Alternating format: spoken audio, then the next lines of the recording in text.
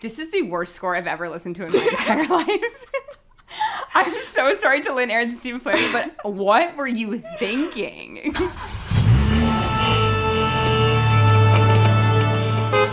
Hi, everyone, and welcome back to After Broadway, the podcast where we deep dive into anything and everything musical theater from the comfort of my car. I'm Tara. I'm Stefania.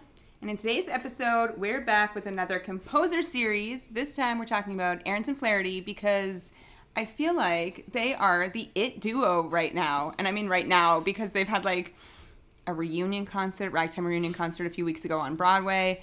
And they've recently celebrated their 40th or 41st anniversary as a duo. So now is the perfect time to talk about them and their shows. Yes, we decided to maybe focus on what we like to call greatest hits plus Rocky.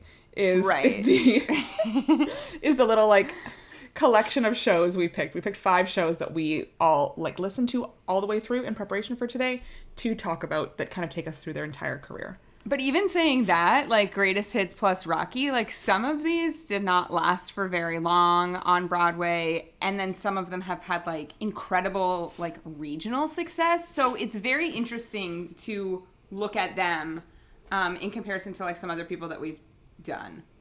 Absolutely. For me, and let's just dive right in. For me, the one thing that really struck me as I was listening to them is I don't feel like they have a distinct style. There's nothing, when I hear one of the music, as beautiful as some of it is, there's nothing about it that is grabbing me. It's like, oh, that's Ahrens and Flaherty. Right. You know? No, it's very true. Like every show kind of has its own style, its own sound. And normally when we've looked at a composer, you can hear like an underlying theme or like a few notes that sound kind of the same. And here, I only noticed it like a couple times, but it wasn't very obvious. You have to like really listen and dig for it to hear that these shows are done by the same people. They're truly chameleons, I feel. And in some ways, that's wonderful that they can kind of immerse themselves in any songwriting style and any story and write a successful or semi-successful or workable score. Yeah. But at the same time, I don't know. I want more. So I wanted to feel something more like personal from these shows, something more distinct, something more special. And I feel like I was missing that through their entire body of work. That's not to say like each show individually does not have that specialness, but their entire body of work is not, I don't know. There was just something I was like, I wanted it to be more distinct and it wasn't. Yeah. It's interesting that you like brought up the different styles like immediately because I was reading Seth Rudetsky used to write for Playbill every so often, and he did an article on how Lynn, Ahrens, and Stephen Flaherty became an acclaimed songwriting team. And I'm assuming that he interviewed them, but it's not just like an interview. It's just like a summary of, I guess, their conversation. And he says that Stephen used to use different colored pens to differentiate the styles, his different writing styles. So every style was like, here's red, this style blue, this style green. And then I think the question was like, do you think Sondheim ever used different colored pens? And I think the answer is no. No. Well, I think he was a pencil kind of guy. He was a pencil? He was a pencil guy. And he would sometimes like underline things maybe with like a red pen, but he definitely wasn't writing like... So This is giving like 12-year-old girl buying school supplies, Like, no, it is. Use my pink pen, gotta use my purple pen. Or those pens that like you can flip it down and then flip it back up. Wow, you know what like I'm talking 4-color about? pens or like 10-color pens. Maybe we should get Stephen Flaherty a different 4-color pen. Merry Christmas. We should get one of those. Let's get one of those. Branded. After Broadway. Yes. Okay, let's put it in. But to go back in time, they first met in 1983 at a BMI musical theater workshop. Lynn typically writes the lyrics and the books for their shows, and Stephen does the composing. And I was listening to them do a couple of interviews, and they say that their kind of style when they get into writing or their like routine is that they try to look for 3 songs: an opening, a ballad, and then a comedy / action number, and then everything else gets filled up from there. I always think it's so interesting when people start with the opening number, because to me I would feel like that's so hard, but I also understand that it sets the tone for your entire show. So I don't know, like it's always interesting to me when we dive into these different composers or for doing this series, and it's like, where do you start, where do you end? And I wouldn't even know how to like pick up my 4 colored pencils and begin. Oh, absolutely not. No, I don't know how anyone writes anything. No, it's so true. It's crazy. As you know, we're gonna sit here and we're gonna criticize, and we criticize here all the time. Yeah. But at the end of the day, like, I could never do any of this. We have no talent. We have zero talent to do any of this stuff. Yeah, it's actually crazy. So as Steph said, we are talking about 5 shows. They have a catalog. We will just say their first show that went to Broadway was called Lucky Stiff. We did listen to it on my balcony, but we were not paying any attention to it. So I don't even know if I could name you a song from that musical. No. It was not standing out to us. It was not standing out. But we are going to go in order, so that means that the first one that we are going to talk about is Once on This Island, which we've talked about in the past, but we are bringing it back up. We talked about it very early in our podcast journey, if I know, it's like recall. episode 3 or 4, I think. Yes, because it had just kind of closed on Broadway, and we both got to see that production. This is actually the only show that we're going to talk about today that I have seen a production of, because I have seen another one, but yes, we'll get to it way later. We'll get to it right at the end. It is the only one that I have seen because it was revived in 2017? No, 2018? 2019. 2019. It was revived in 2018. 2018. Sorry, it opened in the fall of 2018. It was the 2018-2019 Tony season. Yes. I saw it in November 2019, and then it closed, I believe, in December 2019. No, you saw it before. You saw it before me. Did I? Oh, yeah, yes, I did. And then I tried to see it again. It was closing weekend when Shar and I were in New York, and there was no chance. But yes, I saw it with my family in the summer of 2018. Yeah. It was very TKATS-able, so it was quite easy to get at that time, yes. Yeah, earlier in the run, not right at the end. Once on This Island, I'm going to be upfront here. It is my favorite of all of the shows that we're going to talk about today. Wait, tell us when the original was on Broadway. So the original Once on This Island production was on Broadway in 1990, starring LaChanze, who is still, a Broadway staple. And it tells the story of a young girl who is feels she is chosen for a special life, and she kind of fulfills that destiny by meeting a man or a boy from the other side of the island, and kind of the complicated relationship when they intermingle and what that means for them. Was that a good summary? Great. That was great. That yeah, that was pretty good. A little teaser. Yeah, I watched a video of Lynn and Steven talking about Once on This Island at, I think it was like a 54 below something, and Steven said that he composed this on the subway, which is where he writes a lot of his stuff. I'm wondering if he has like a piano app on his phone that he just like, dun, dun, dun, dun, dun, dun. You know what I mean? Like, yeah. I'm so interested where that comes Probably to not be. in 1989 or whatever when they were writing this. No. That's true. But that's even more confusing. He was probably just humming and writing notes. Yeah. And she was saying that what first came to be was that like dun dun dun dun dun dun, or like the when they introduce the gods, I think it's in the opening number, the like Asaka grow me a garden, please Agwe don't flood my garden. So it's all the same all the way through.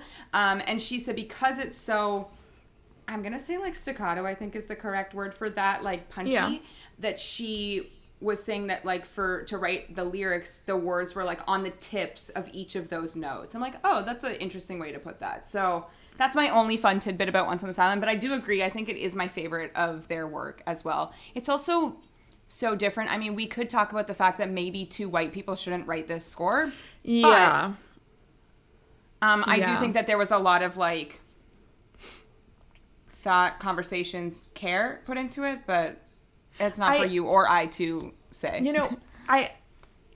My opinion of it is very much colored by the recent revival that was on Broadway, where I felt a lot of respect was paid to the culture that the show is displaying and portraying. This, like, Once on This Island is based on a book, which You said it's like a loose retelling of like The Little Mermaid, right? Yes, it is based on a book. It is a book called My Love, or The Peasant Girl by Rosa Guy. And Lynn Ahrens found it in the used books section at a Barnes & Noble. And she opened the book and read the first lines, and she said, that sounds so musical. And she read the entire book and went to Stephen Flaherty and said, I found our next musical. And so they found it for themselves and said, this is the story that they feel needs to be told. And I kind of agree, like, it does need to be told, but I do think it's interesting, like, this is just, like, a general statement. You know, before, or we used to think, I'm always the right person to tell the story, and now I think we're much more critical, like, am I the voice that needs to be heard, or am I the voice that needs to amplify this? Am I the one who needs to tell the story? And I think maybe we would think about it differently now. Even the most recent revival, directed by Michael Arden, I was about to say, yeah. Also a white man, like... And there were Black people on the creative team. The entire cast, for the most part, were people of color. But yeah, I do think it's interesting when we're thinking about like who is telling these stories. Yeah, it's interesting because again, in the same interview that I watched, she said that when she read the book, that it, in their minds, they created like a Caribbean like mystical, almost like island, whereas this new revival was Michael Arden saying like, no, I want it to be more like almost present day Haiti. So that's why the new revival looks, I mean, we watched that very old Tony performance that was giving budget, and the new production was giving like budget in the best way. So to see like the difference in almost location is kind of interesting, but I do remember there also being issues casting wise, because remember when like Isaac was cast, they were like, well, he's like light skinned, and but that is the I know point, it's part of the show, but if you see the like original cast, it's not like as explicit. No. I remember, this is a true tangent, but do you remember that like Brandon Victor Dixon like Instagram post or whatever he saw once on this island? Yes. And he was like, this girl, this is a horrible message that we're sending to young girls. This girl giving everything up for a white man. And then people had to be like, he's actually biracial. Yes. That's the point of the story. It's about colorism. Yeah. You know, I remember vividly Isaac like having to basically answer in interviews that like, which is still a problem like today with like mixed race, that it's just like, you're not like Black enough to tell this story, and you're not white enough to be a character in other stories. Like, it's still I think this show is probably more relevant today than it's ever been. No, it's extremely relevant. The colorism, I was listening to it the other day, and you know, every time you hear something or you see something, like different lines stick out to you. And what song was it? It was How Horrible of a Man Daniel Is, because every song in this show.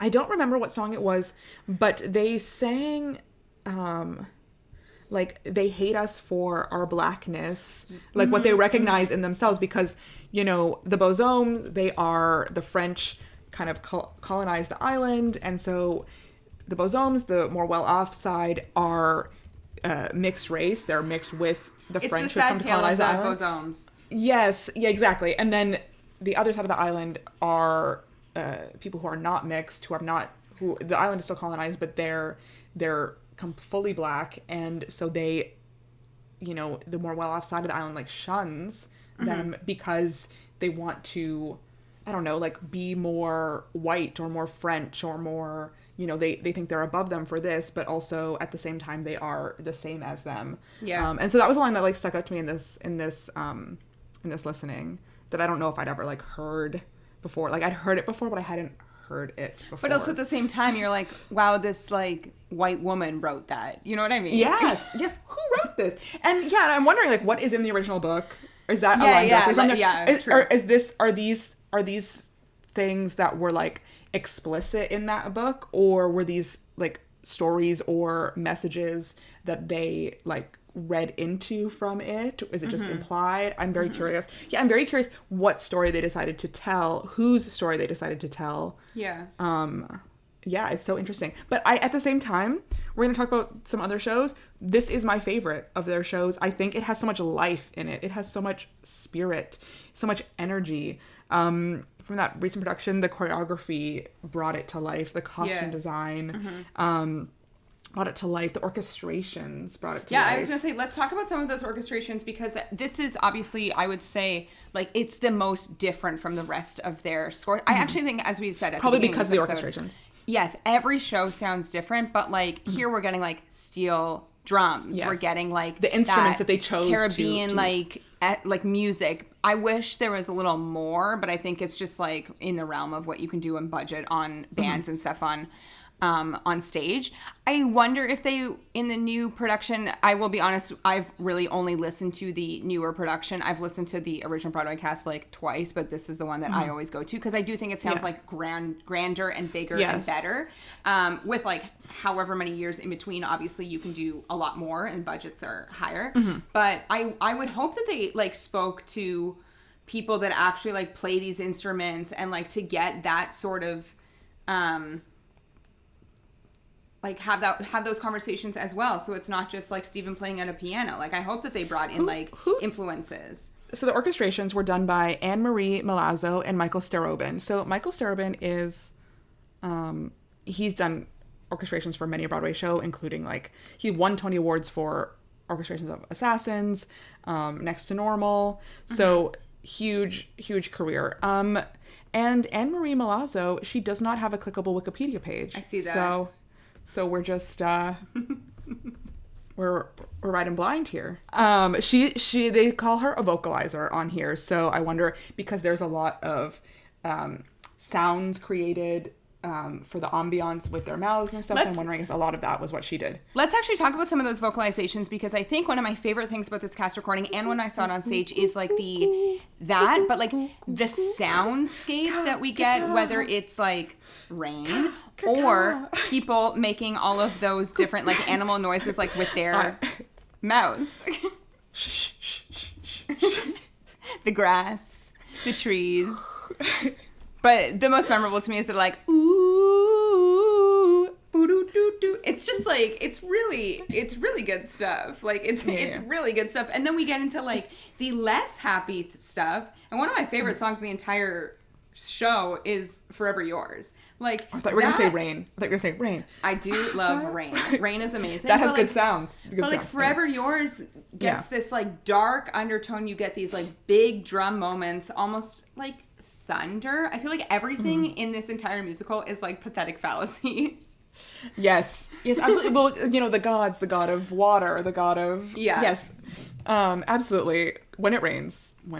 Yes, Forever Yours is beautiful. It's so good. It's so good. It is such a beautiful love ballad.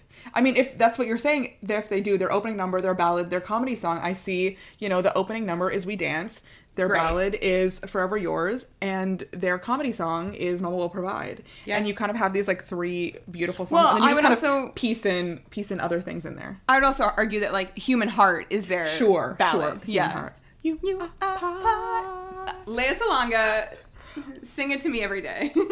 That was also when she went back into the show to close it, is when the ticket sales skyrocketed. Yeah. Because was it Michelle Williams? It was Michelle Williams, but she never like finished her contract. She did three total performances. I remember it well because at my job, I was producing her interview where she wrote a autobiography where she talked about Once on This Island and how she was only in it for like 2.5 weeks. 2.5, 3 performances. Swear. No, from like rehearsal to end was like 2.5 weeks. 2.5 like that's what she was contracted for. I remember because it was like very soon after I had been. So I was like, oh, Michelle Williams. And I also feel like around a similar time, there was that Toronto production of Grease. And she came in to be Teen Angel for a week. Yes. We had like rotating Teen Angels. I remember this. I remember this. I never saw it, but I remember this. No, I saw it twice, but only with like the original Teen Angel. I would also say it was bad, but that's another story. And then another song that you and I both love, Waiting for Life. What a great I Want song. Yes, Waiting for Life. It is. We've talked about it as an I Want song. I really think it is like the blueprint for I Want songs. I think maybe, you know, we've talked about The Little Mermaid, A Part of Your World, and then we've talked about this. It's such a beautiful story about this young girl like waiting for life, and for both of those they're kind of based on each other, or this is based on Little Mermaid. Well, even both versions have like recognized that moment and written a wonderful song out of it. Even to think of what I was just saying about how this like show and storyline is probably more relevant than ever. Like, look at the live action Little Mermaid that's coming out, starring a Black Ariel. Like, it is very like one and the same. It fits because as someone from a different world, not worried about being accepted or entering, feeling like other from the world she is entering, it absolutely works. It absolutely fits so well. Maybe Isaac should have auditioned for Prince Harry. Maybe he did. We did hear recently that Harry Styles was that was the rumor at the time. That was the rumor at the time. No, but it came out. It came out that he turned it down because he wanted to do more serious roles. He wanted to be in like Dunkirk. He wanted to be in, I don't know what else he wanted to be in. Don't Worry, Darling. Don't Worry, Darling. Yes, he wanted to be a more serious actor, and that's fine, I guess, Harry, but this would have been fun, too. I would love for Isaac to be in this, though. I would have loved for Isaac to be in this as well. I want to see him on my screen at all times. I know. For me, we've talked about, obviously, Forever Yours, mentioned Rain, Waiting for Life. For me, I mean, I cried through this whole cast recording, but Why We Tell the Story. This is why we tell the story. I remember... it just makes me so emotional. It makes me so emotional to hear that song. It's so They performed it on like Good Morning America or the Today Show, and I swear I've watched the performance like so many times. Like, but not even outside, like in the dressing room. It was the most random performance, and then they all introduced themselves by name. I don't know. I know what you're talking about. Yes. Is it like amazing. Robin Roberts? Who is it? Is it Gail? Is it Gail? Maybe. Whatever it is, we need to move on to our next show. We need to move on to our next show. Okay, sorry. So actually, love Once on this Island. Yeah, we love Once on this Island. Now in the timeline, the next show is actually my favorite year, but we are skipping that and we are going straight to, which is maybe their most successful show, and that's Ragtime. I've never seen call it Ragtime. No, I've never seen it either. And I've only really recently listened to the cast recording in full. Yes. Sam, I've listened to it like sporadically over the years. It's not one I like go to, but I do know it is beautiful. I mean, Ragtime has a Toronto connection. It was produced by acclaimed theater producing company Livent. Where is Garth these days? I don't know. Not running jail, from the law. Running from the law. He is running away. Yes, but the musical had its world premiere here in Toronto, where it was called the Ford Center for the Performing Arts, is now Meridian Arts Center. It opened here in 1996. It ran for 9 months, and it had the majority of the original Broadway cast, as we said, produced by Canadian impresario. This is a direct quote from Wikipedia, Garth Drabinsky and Livent. So we obviously know what happened there, so we don't need to get into that. Yeah. But I mean, actually, one thing I want to get into. I feel like Garth has always been trying to recapture the magic of Ragtime. 100%. I did see Suzatska, and I was like, this is giving Ragtime, like not in a good way. But and I was like, Paradise Square, when I swear everyone I was like, this is giving Paradise Ragtime. Square was it's trying to be Ragtime. Yeah. And it just never was going to be Ragtime. No. It was just, Suzatska was just not going to be Ragtime. No. There's just no way. But maybe that's because they didn't have Ahrens and Flaherty on that score. Maybe. I don't even know who wrote Suzatska. Wow, that's a tangent for another day. We don't need to know. We don't need to know. But yeah. Found obviously wonderful success with I was gonna say Suzatska with Ragtime in Toronto, and then on Broadway, where it opened on Broadway in 1998 at it was called the then Ford Center for the Performing Arts. It is now the Lyric Theater, which, interesting news, the first ever show to recoup at the Lyric Theater is Harry Used to Cursed Child. So well, they have some tragic productions there. Sorry Spider-Man. To every tenant ever at the Lyric. It used to be everyone. Foxwoods too. They've also had many changes. Yeah. Yes. Let's see. What are their names? Wasn't that like random Cirque du Soleil show there? Paramore. Yes, it was. Recoup. But then I think Spider-Man paid them to... No, Harry Potter paid them to leave. Yeah. Harry Potter paid them like a large sum of money to leave. They just got that money back.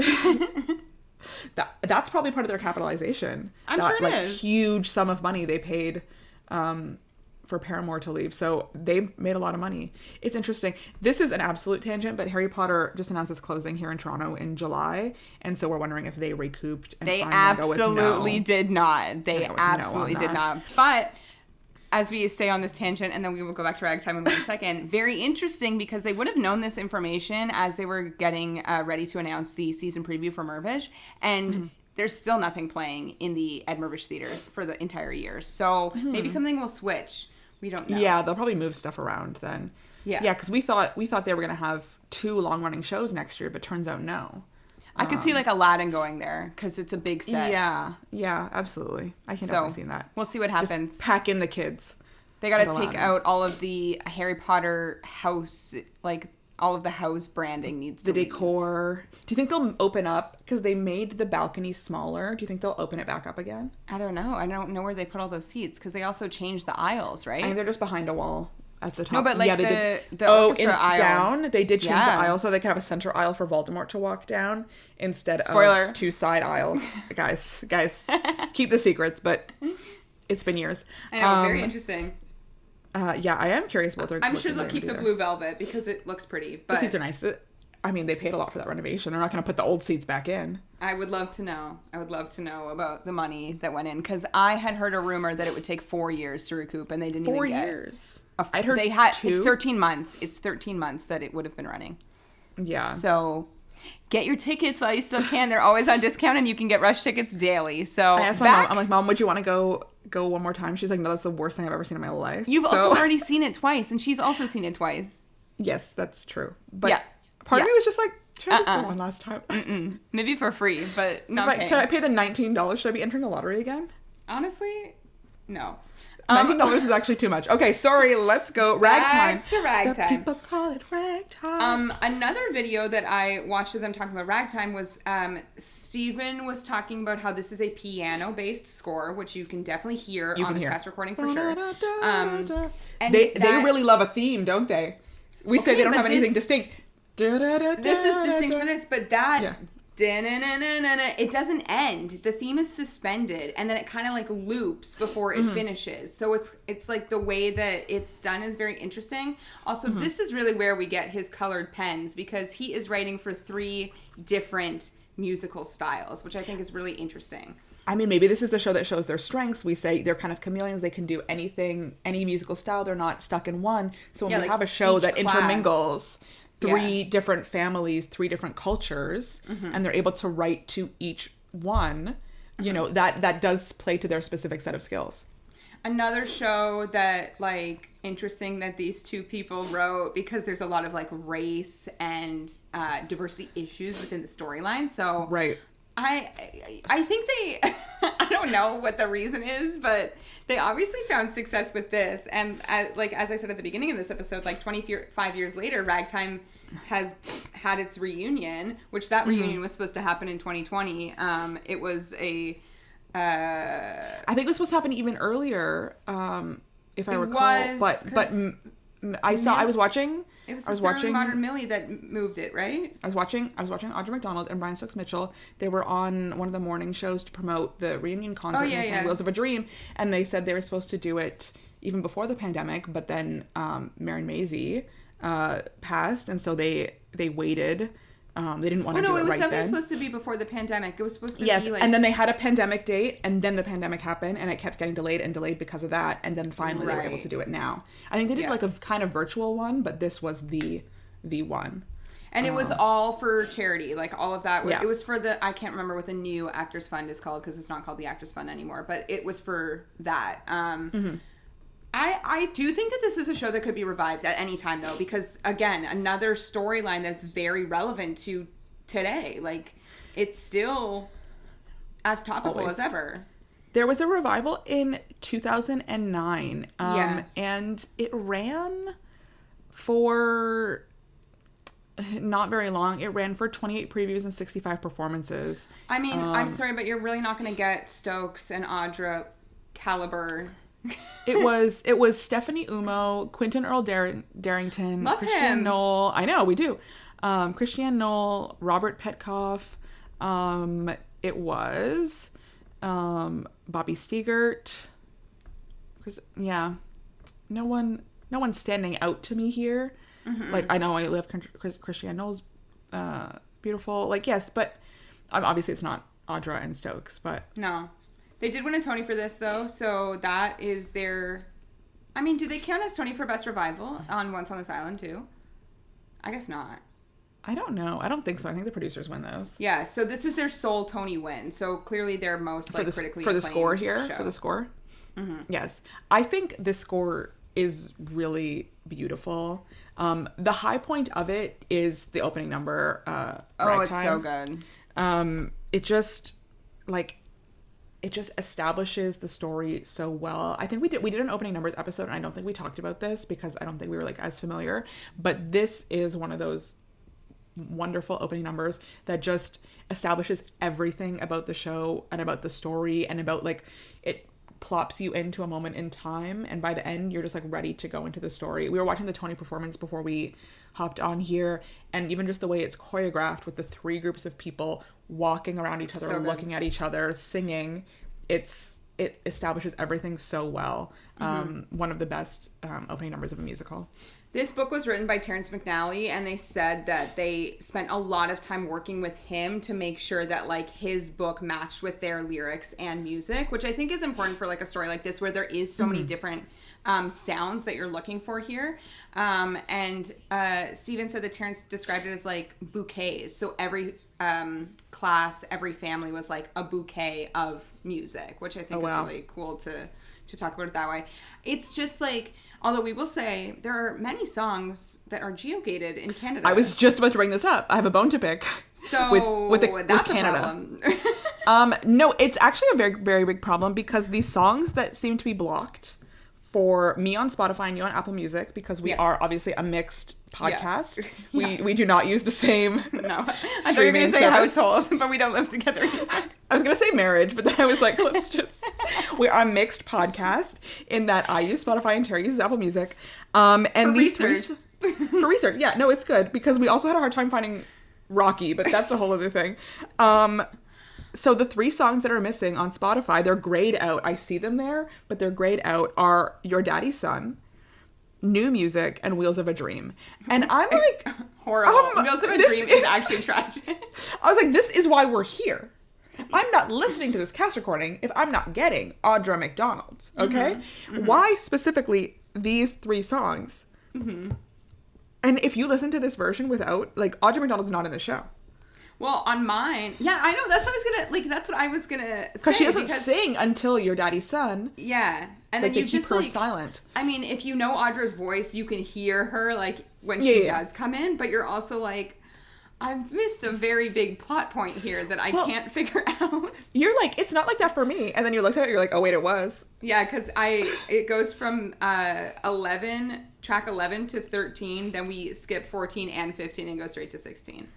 But I will say, when I listened to it not hearing those songs, one of the songs that stood out to me was the duet of Audra and Stokes of Sarah Brown Eyes. What an amazing, beautiful song. Like, first of all, their voice is ridiculous. But there are some like gems on this cast recording. Like, they did a really good job. There's also a lot of music. These songs are long. They're not like... It's 2 hours long, this cast recording. Yeah, it's really long. So 38 songs. I would like to say that it's maybe almost sung through. That's why it's this long. But I actually could be completely wrong. Yeah, we don't know. We don't know. We've never seen it, so... I know. Yeah, Shaw Festival here did it in Canada in 2012. They'll never do it again. Probably not. But, yeah, I think it's... Because this has a huge cast. It's quite expensive, probably, to put on. And didn't Marcus Nance sing Wheels of a Dream at that Stratford concert? Yes, they did sing Wheels of a Dream at... Oh, we got a lot of Ahrens and Flaherty at that concert. We did, because it was called Why We Tell the Story. So we got a lot of Once on This Island, and we got Wheels of a Dream as well at that concert. So, yes, but I agree with you. The best number in this entire cast recording is the opening number, and then, like... Adjacent, probably the finale is really good too. I just want to... I mean, there's many things. I was going to say Make Them Hear It. I was going to say Back to Before. Mary Maisie. Just her voice. Yeah. Miss her. Yeah. No, it's true. You know, her voice so beautiful. Yeah, the first song that ever like really stood out to me was... Talking about Audra was Your Daddy's Son. I think it was an obsession maybe like 2 years ago. I spoke about it. Mm-hmm. And I remember hearing stories about them I think when we had Tim on, I think Tim told us the story, but Tim told us the story of when she was just kind of in the workshops and they were like, we have Audra McDonald here and she's not singing and we need her to sing a song. And so they wrote this song for her and it is absolutely stunning. It is beautiful. So yes, the beautiful, like the women getting to sing in the show, gorgeous. And baby Leah Michelle. I know. What year was this on Broadway? 1998. And it ran for, I believe, 2 years, maybe longer. Which I think is a very respectable amount of time. Yes, probably their longest running musical. It ran for about 2 years after 834 performances and 27 previews. And so then probably their longest, well, we'll see, but maybe their longest first run. But yeah, even that's longer than the revival of Once on This Island. And then on the flip side, let's move to the year 2000, where we only got 198 performances of their next musical, Seussical. Steph, tell me how you really feel. I hate this. Sorry, this was actually painful for me. Let's talk about the fact, though, that Lynn, Ahrens, and Stephen Flaherty at one point said that this was the longest, like, not longest running show as in that it was on Broadway for a long time, but like longest running show in the fact that you could go every single state in the United States and someone was performing Seussical. I understand this because it's great for children. Yeah. A lot of characters, very licensable. It's one of the most performed shows, like, of them. It's their most performed show ever. And that makes sense to me. And that makes sense. Also, like, well, it's going to sound like a criticism, and it's not meant as a criticism. You can have some non-singers in this show.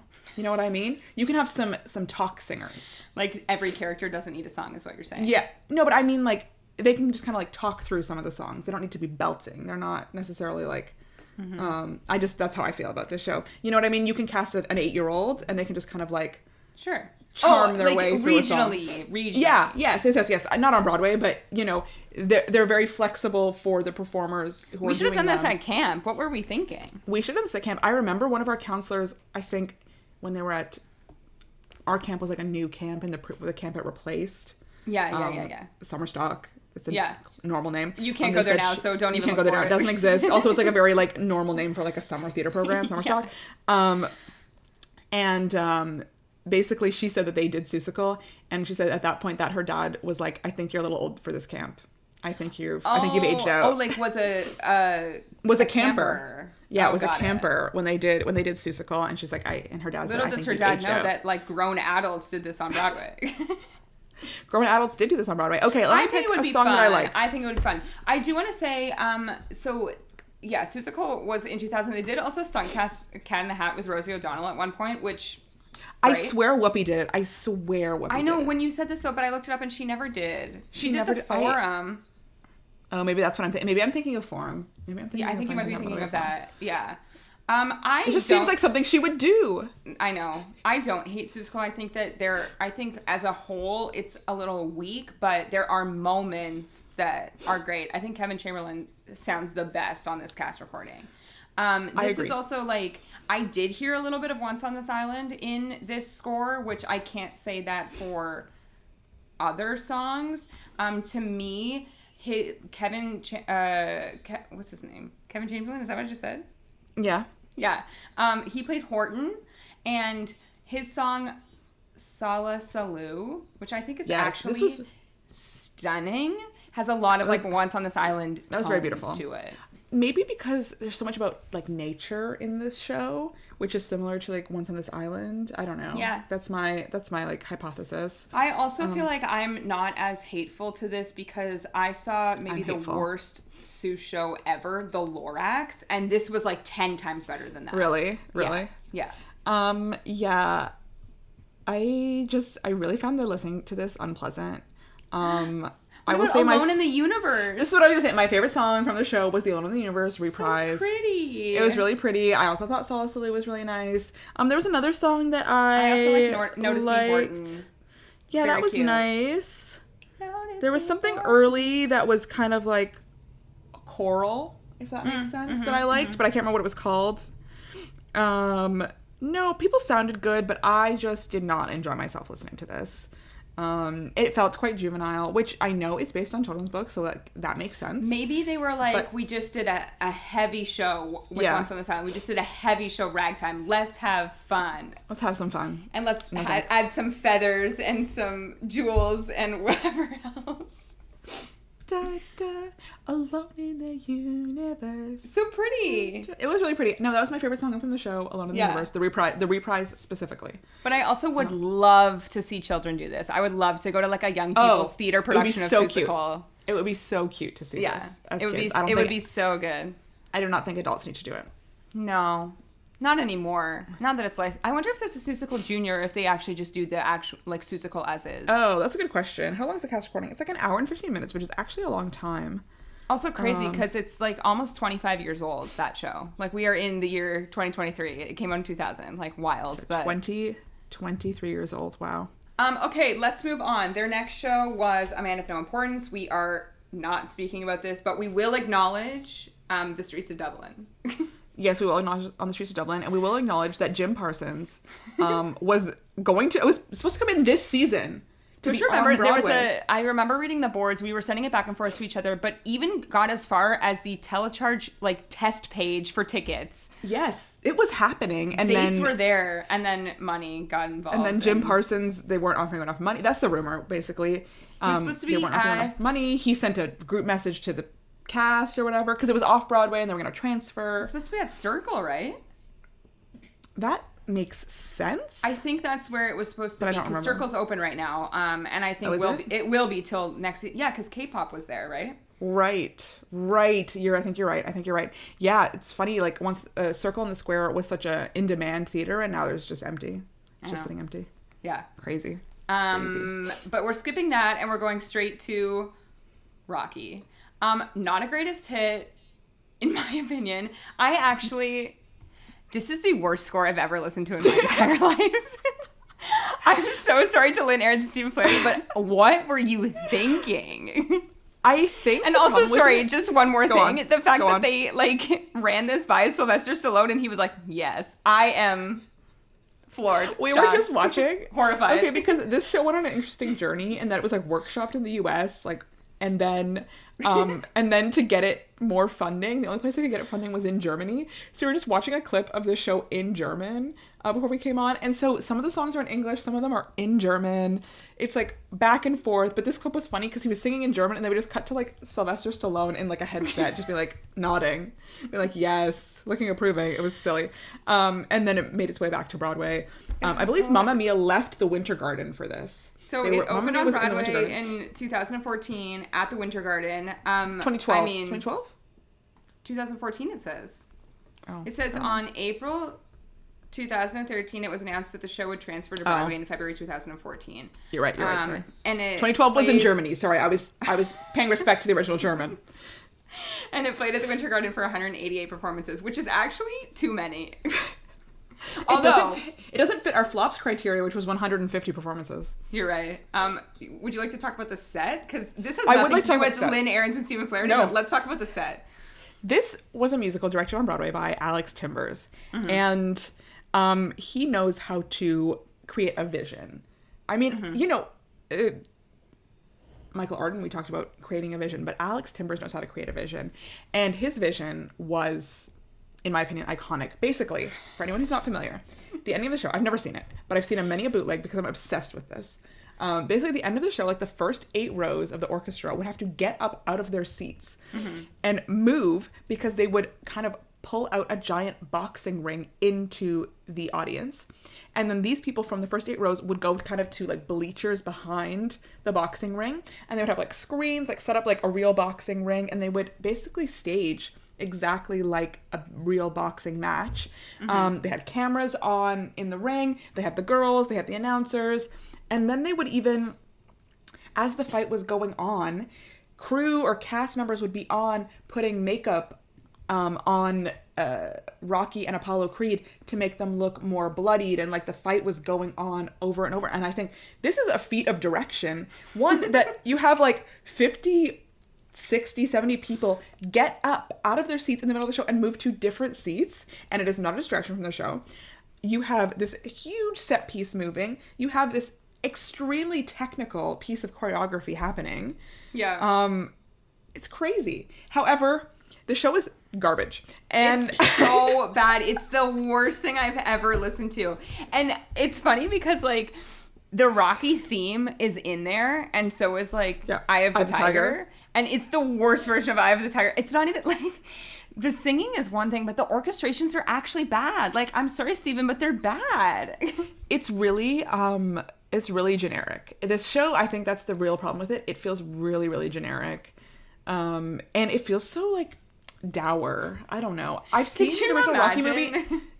Just, like, the poster for Rocky, it's, like, from the Tony Award winning team that gives you Ragtime, gives you Rocky. Yeah, I actually, yeah. This is what we're saying. They don't have a specific identity in writing.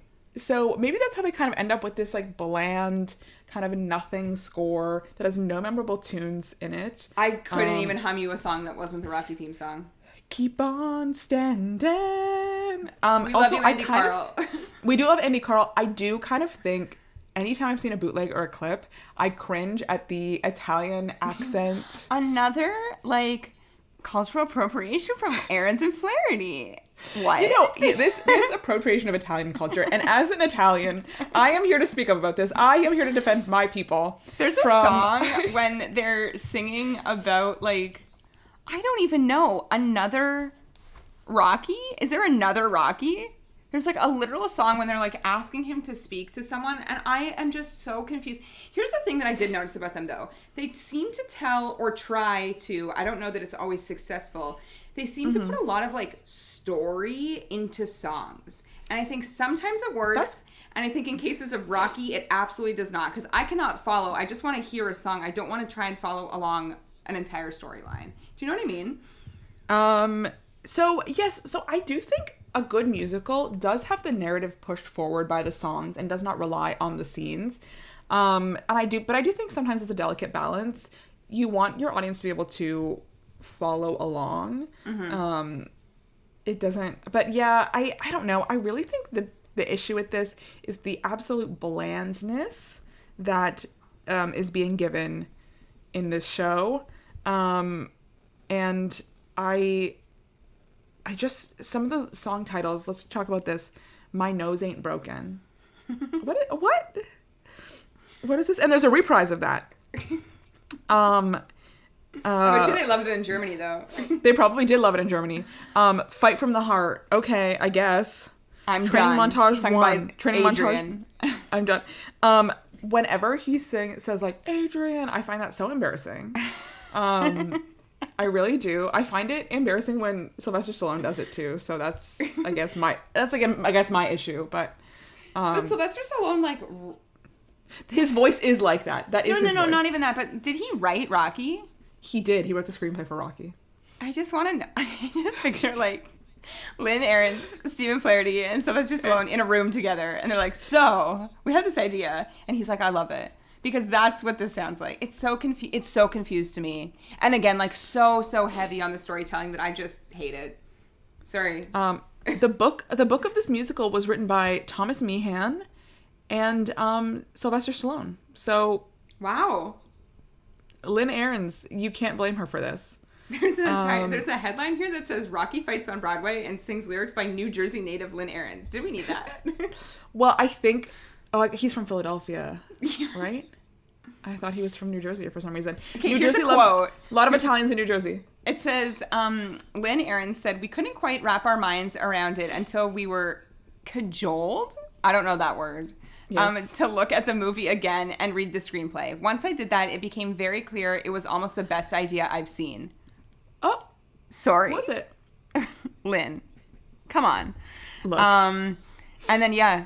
It says, like, collaborated for 30 years. Stephen Flaherty wrote the iconic score to this iconic film. I'm like, I'm not sure it's an iconic score. Then they reference Alex Timbers because he had just done Peter and the Starcatcher, which I know you love. I do. By Buddy Andrew Jackson. And then Andy Carl of the Mystery of Edrin Drood fame at the time. Wow, yes, really? This time capsule. While the Mystery of Edwin Drood, he was in Brownface in that show, if you recall. Yes, he was. Him and Jesse Mueller doing questionable accents. A questionable accent after a questionable accent. Andy Carl. Why couldn't they find an Italian to play this role? I'm kidding. I love Andy Carl. I think this is fine. I actually don't have a problem with it. Like, this man in the best shape of his entire life doing this musical. He looked amazing. He was so good. Ripped. He was really ripped. He looked so good. I also want to just shout out to Terrence Archie, who played Apollo Creed in Germany as well as in on Broadway. So he did it all in German. And sorry, this article is like killing me. Lynn Ahrens goes on to say, it was the only movie I've ever been in where everybody spontaneously sprang to their feet and cheered. And then it's on returning to it, she realized it's emotional. It's exciting. It has these truly, utterly tender characters who are so in the need of each other. Not to mention this spectacular boxing match. The only thing spectacular about this musical was the boxing match. And with that, I can't even pick a song from this. I think we should move on. Keep on Standing. That's the best song. That's in the my one. mind. And then we got, which maybe is like, actually I'll get your ranking in a minute, but like high on the list of one of their best scores here, Anastasia. Now. Yes, so sorry. Go ahead. I was going to say, I kind of have always been like hesitant with this musical. Like I've heard it before, but I had listened to it all the way through, but I was just kind of met on it.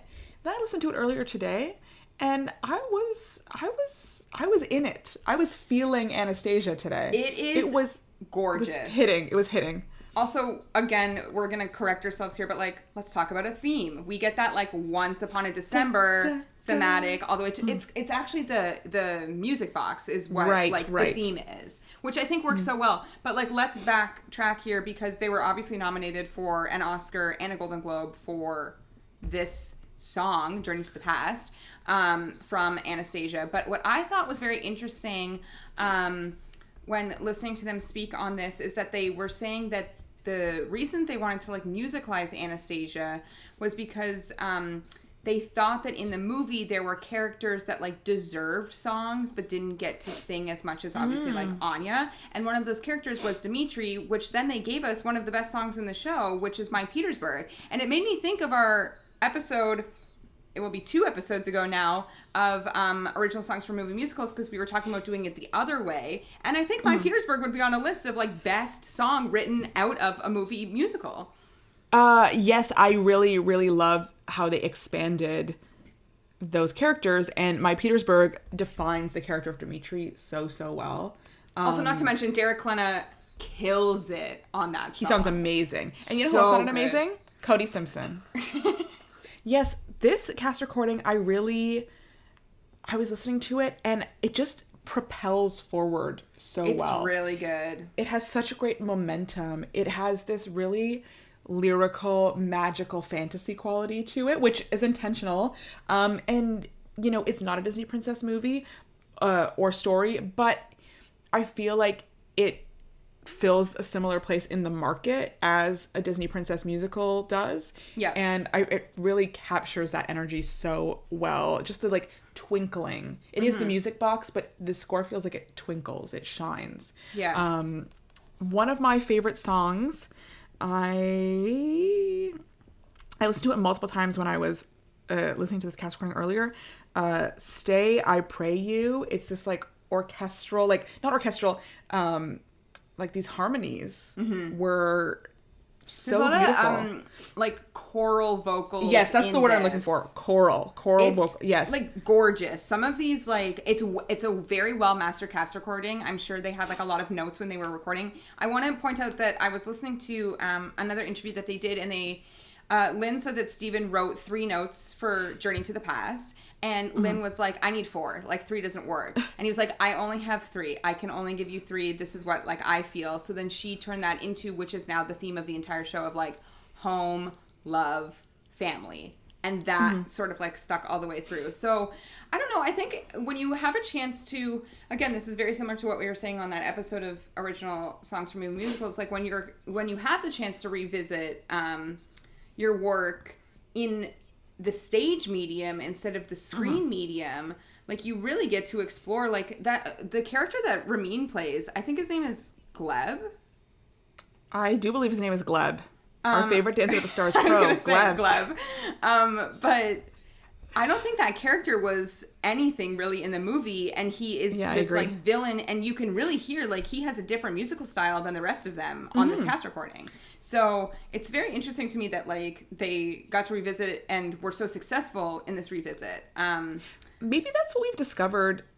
I through this is that their strength, their signature is having these multiple musical styles interwoven within shows. Even going back all the way to Once on This Island, it's mostly one musical style, but when you talk about the Bozomes and Daniel's family and his side, their music and when they're singing sounds different than what T Moon's side of the island sounds. The Ragtime, you talk about these 3 separate families all sounding different, but it does still sound cohesive. When you talk about this, you have Anastasia and Anya, but then who has this like princess sound, but then it's like true. Gleb is more of a villain, and they sound so different but cohesive. And on the same side of that too, like Dimitri and I can't remember John Bolton character's name, but like they have this Vlad. We should have guessed that. We should have guessed. You're right. They have this like poor sounding side, and then her grandmother, played by Mary Beth Peil, she is like orchestral and beautiful. It's very like their strength is writing to characters, really, is what it seems. They like choose, they have a vision of a character in their mind and they're able to write to it. My favorite song, hands down, is In a Crowd of Thousands. I think Derek and Christy sound so beautiful. This was also they got to be in a show together again, like they did Carrie off Broadway. They did Carrie first. And then revisited and got to reunite for Anastasia, which was great. I'm looking at the original reading in 2012, the cast right now. Yeah. So let me read this to you because it's pretty good. Let's start with the Dowager Empress Maria Fyodorovna. I can't say this. Fyodorovna. Oh, in the original reading, something like that. Yeah. Angela Lansbury.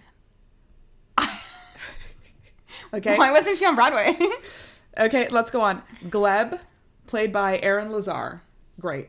Vlad, played by Patrick Page. Amazing. He's a little too evil for that character. He's a little too evil. Swap him. Anya Anastasia, played by Kelly Barrett, who every day we're like, when is Kelly Barrett gonna get a Broadway vehicle? She's in Parade. I know she's in Parade, but that's not a vehicle for her. No. That's not a vehicle for her. But this would have been. And then, do you think you can guess who did the 2012 reading, played Dimitri? It ended up hint. Okay, the hint is it ended up as Derek Klena. Oh, Aaron Tveit? Aaron Tveit did it. They're always that reading. They're always doing the same thing. You know what? Aaron is the Dimitri type physically. Yes, but then when vocally, they did it like 4 or 5 years later, Aaron was busy, had aged out, whatever. And they're always aging out of each other. Aaron, like Derek, was too young to do down. Catch Me If You Can.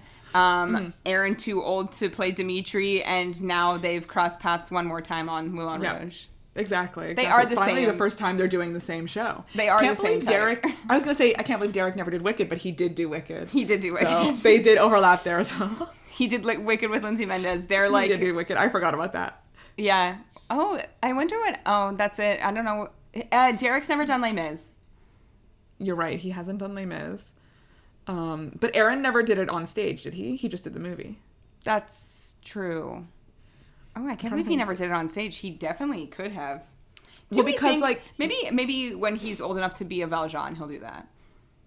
I don't know about that. He doesn't have the face. He's not rough enough for this. He's too pretty. He's too pretty, which is why he has to be like... talking about him in my obsession of the week, but let's go on. He has to be like a Marius or like even an Enjolras, which he has. He has to be one of the Barricade Boys. He's not... Do you think he could be like... What's the... Stars... Javert? Javert! Do you think he could be a Javert? I think he's more of a Javert than a Valjean, in my opinion. I would love to see him as a villain. We always see him as like... Not a villain. He's always like a heartthrob. Except for on Gossip Girl, when he was You're right. And you know what? I love me some Trip Vanderbilt, so I would love to see him as Javert. But back to Anastasia. Okay, let's... Just to wrap it up, obviously Journey to the Past is like their most iconic song from this musical, from this movie. And it really is one of the... I mean, it's a fantastic song. Like, it is probably sung by so many people in audition rooms all the time. Like, you're always hearing Journey to the Past. I was saying to you earlier, whenever I hear Liz Callaway sing Journey to the Past, like, I get emotional. Yeah. I don't know. She just performed it recently at their like 40th anniversary concert. Probably. I was listening to, there's an album, I think it's a 54 Below concert. Oh, with the comedy album cover? Yeah. Yeah. They're like boxing on it. I have it. It's called Nice Fighting You 30th Anniversary Celebration live at 54 Below in 2014 that they did this show, or it came out in 2014, the album. And the album cover is pretty funny. It's them boxing each other, but one of the first things that they sing is Liz Calloway singing Journey to the Past. And I don't know, just the way her voice sounds on it, especially like, I feel like as she's aged, it's even more impactful to hear her sing it. So I love hearing her sing it. It's the same as like Jodie Benson. If you heard her sing like Part of Your World Today, you know what I mean? Also, I should say, as we were going through all of those shows, those were only ones that I picked out of Wikipedia. They have other shows. We just thought that we were gonna listen to all of those ones, and then we actually were like greatest hits only because they have they actually have a very large catalog. And to wrap this up, they are working on something. There's a new musical that was written in 2020. There is a cast recording for it. It's called Knoxville. This to me is very, again, like different from their other shows, almost more like guitar heavy, where a lot of their stuff seems to be piano heavy. So a kind of like different sound. Different. Almost when like Jason Robert Brown did like Guitar for Bridges. Like he ventured out and then came back. It did have a world premiere, I want to say a couple years ago. Cast recording came out in 2022. So it is, I believe, a work in progress, and maybe we'll hear more about it one day. Absolutely. Also, they have a musical that's kind of been in development for a long time that I have been kind of following the development of. Is called Marie Dancing Still, and it is based on the sculpture that Edward Degas did of the Little Dancer of 14 years. And it had an original production in 2014 and then another one in 2019. And I love Degas' art, and so when I heard that they were doing this, I was excited. And Tyler Peck has always been involved. So that's another one of theirs that seems to kind of still be in development, maybe hasn't found its final home yet. So another one I'm watching out for of theirs. Yeah, so they're still obviously like working together after 40 years. There was only a couple times that I think they strayed and worked with other people, but is this our first duo? Oh no, we did Shaman and Whitman. I was like, is this our first composer duo? But no, it's not. But you did say that you would like to do a David Yazbek episode, so... I did. While I was doing this, I was like, maybe we should do David Yazbek next. What inspired that? What made you think of him? I was thinking of The Band's Visit, and I don't know why, but I was thinking of The Band's Visit, and I was thinking of how... I was thinking about him and how I also feel that he can chameleon himself into so many different styles. When you think about The Band's Visit, right? And then he followed it up with Tootsie. And I don't see a connecting thread anywhere there, but maybe I need to listen to them back to back to try and find that connecting thread. And I can't believe I'm going to subject myself to Tootsie for this. Yeah, I was going to say. But, Woman on the Verge of a Nervous Breakdown. Oh, you know what it was? I was thinking of Dirty Rotten Scoundrels. That's actually the other one I was thinking of. No, but it's so interesting because I don't know that you'll find that thread because even with this, like, I barely found that thread between these shows. So it is, like, super interesting to see and he also has 5 musicals. And we love that. We love that. We love that. So because we were talking about once doing like a Sondheim versus ALW episode, but they have so many shows, so it would have to be like top 3, bottom 3. Yes, I think if we did Sondheim for this series or ALW, we'd have to, like we did for this, maybe pick in advance specific shows to. But we've also done discuss. many episodes on each of their shows individually, which is probably why we haven't done them. So it feels such a vast project. To do. We are always looking for like new composers to dive into because I feel like during the pandemic we were on a roll of like cast recording after cast recording, and now not so much. So it was nice to get to listen to like some older stuff while prepping for this. Maybe next or after David Yazbek, what about like Dave Malloy? He doesn't have a huge catalog. You know what? Maybe when Comet comes to Toronto is when we'll release the Dave Malloy. Idea. That's a really good idea. He has lots of because everyone that's happening, we were told that it's happening. Finally, again. Crows is bringing it, which is very exciting. Yeah, so I'd be interested in maybe looking into... And he was also just announced to be doing the music for the Witches musical. I saw this. So I don't that's know that kind of we interesting as well. need that, but I saw that. No. I mean, we've been talking about Roald Dahl. You know, Yeah, we've discussed that man. Much. Yeah. But yeah, he might be someone interesting because for him, I feel like I hear him Agree. so clearly in everything he writes. Yeah. So yeah, and very interesting. Okay, I want to rank these 5 shows from top to bottom. Let's rank. Or you So, rank. Are you not going to rank them? I'm going to rank mine. Because I was thinking about this. Of these 5 that we listened to, I'm going to rank my favorite one, Once on this Island. Mm-hmm. My second favorite one, Ragtime. Mm-hmm. Then, Anastasia. Mm-hmm. I really thought this bottom 3 was going to be different, but number 3, Anastasia. Number 4, Rocky. That's wrong. And number 5 is Seussical. I would agree, except for Swap, Rocky and Seussical. Seussical offended me.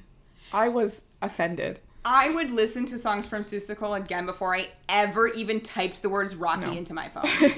The thing with Rocky is I could not find it on Spotify. maybe that was helpful to you. I had to be on YouTube. Like, the whole thing is on YouTube. The 21 The whole tracks thing was are on YouTube, so I listened to it on YouTube. So and with that is our composer series on Ahrens and Flaherty, and it's now time for our obsession of the week. Okay, Steph, what's your obsession? Okay, my obsession, if you're from Toronto, you might know that the hit Broadway musical Hamilton is here. Wow. Enough to be obsessed. Wow. Enough to be obsessed. And I was lucky enough, our third member of the podcast, our silent co-host, Shara, won the lottery on the Hamilton app in Toronto, and I was lucky enough for her to take me as her. I wasn't even asked. I'm kidding. You weren't even asked. Okay, you already saw it this time. Okay.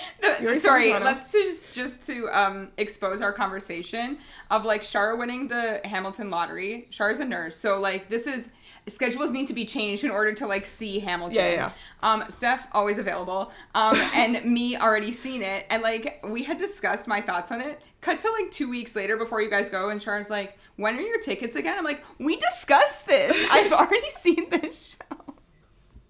Anyway, we did see very like different casts though, because I think actually whenever you go in Toronto, you're gonna see someone different because this show's been on tour forever. They're on the tail end of this tour. This is the last stop. I find Toronto gets a lot of last stops on the tour.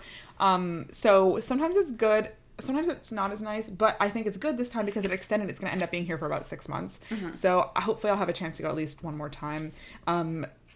Their lottery is $10 Canadian, so it's like $8.50 American. So like enter that lottery on and the also app every like week. Do check the Rush tickets daily because you can get lucky. I've seen some like center orchestra seats like 10th row for $59, which is a great price. So keep checking. What my obsession is, I've been lucky enough to see that this is my 4th time seeing Hamilton. Is this your most seen show? It became my most seen show when I saw it for the 4th time. Welcome everything to else, the 4-timers club. Everything else sits at 3. Like Wicked sits at 3. Actually, I think we've all seen it 4 times, right? We've all seen it 4 times now. I don't know if Shara's seen it 4 times because I can't remember if she saw it in 2020. She did. Oh, so she did. She was like one of the last ones. We are the 4-timer club. We've all seen it 4 times now. Yes, this is my most seen show now, which is actually kind of crazy when you think about it. And what I have to say, my obsession is not the show in general, even though I do love it. When you're lucky enough to see a show this many times, you can watch different things. You can pay attention to different things. You can anticipate things that are happening. Yeah. And what I found myself watching this time was the choreography of Hamilton. As a former dancer, this is something that always interests me. But in Hamilton, I think the choreography takes such a wonderful tool that they use in storytelling. We have to shout out Andy Blankenbuehler, the choreographer. And what he does is, I don't want to use the word simple, but it's very spare. Mm-hmm. No one is, doing a million pirouettes. No one's flipping. No one's holding their leg over their head. No one's doing tricks.